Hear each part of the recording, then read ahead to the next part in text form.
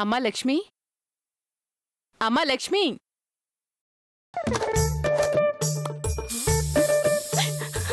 ఏమైందమ్మా? ఎందుకు ఏడుస్తున్నావు? ఏం చెప్పమంటారు అత్తయ్య, మీ కొడుకు పెద్ద తాగుబోతు. ఏంటమ్మా నా కొడుకు తాగుబోతేంటి? వాడికి కాఫీ టీలు తాగడవే రాదు, వాడు తాగుబోతంటావేంటమ్మా? మామూలు తాగుబోతు కాదత్తయ్య, ఫుల్లుగా తాగొస్తున్నాడు. నిజమా? అవునత్తయ్య, ఈ ఇంట్లో బిందెలు అమ్మేసి మరీ తాగుతున్నాడు. అవునా? అయ్యో, నా కొడుకిలా చేశాడంటే నేను నమ్మలేకపోతున్నానమ్మా.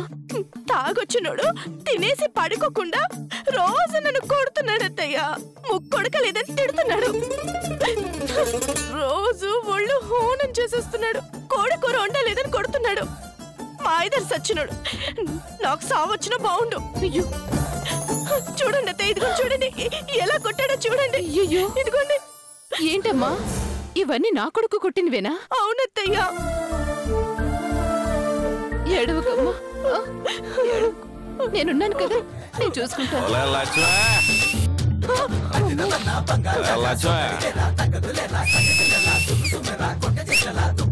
ఏరా, ఏంట్రా నువ్వు చేసిన పని? తాగుడు ఇప్పుడు నేర్చుకున్నావురా? ఎవరు? అమ్మా, ఊరు నుంచి ఎప్పుడు వచ్చినావే? ముందు నేను అడిగిన దానికి సమాధానం చెప్పరా. ఈ తాగుడు ఎప్పుడు నేర్చుకున్నావు? కష్టపడి నేర్చుకోవడానికి అదేమన్నా బంతడా బాక్సింగా? మొదటి 2 బోలు తోడాతో వేస్తే తర్వాత 4 పెగులు మనకు తెలియకుండానే లోపలిపోదమ్మా.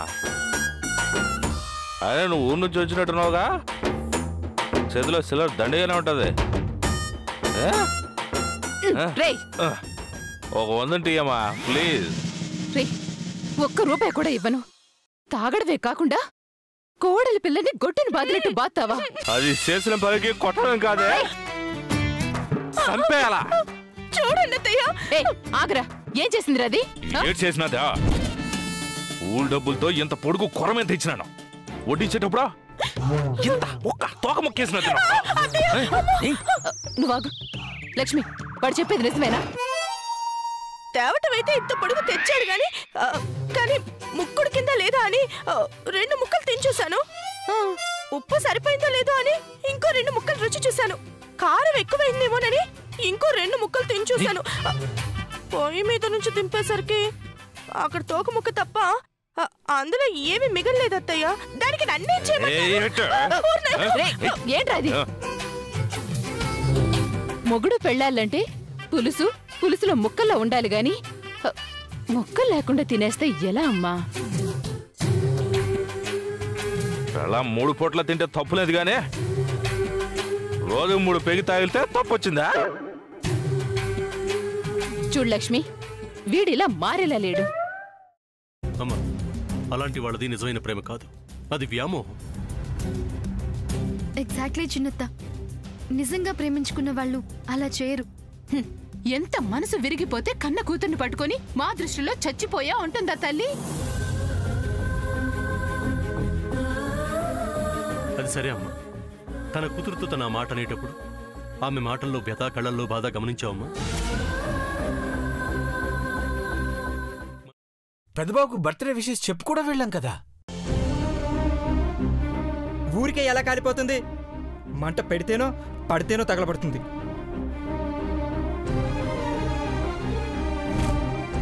కరెక్ట్ చిన్నబాబు, నీకొచ్చినట్టే నాకు డౌట్ వచ్చింది. పార్వతే షర్టును తగలబెట్టిందనుకుంటా.